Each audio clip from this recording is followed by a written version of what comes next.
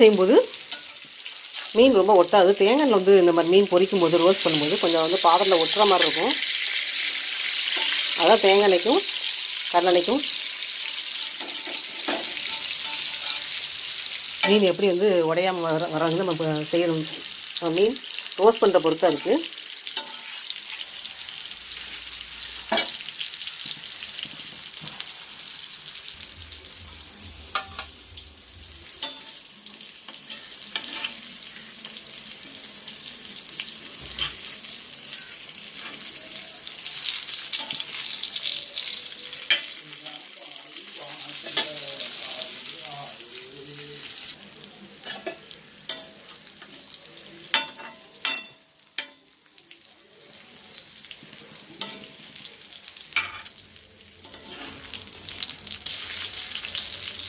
First ஊற்றினேன் தேங்காய் தான், அதுக்கப்புறம் எண்ணெய் ஊற்றலை.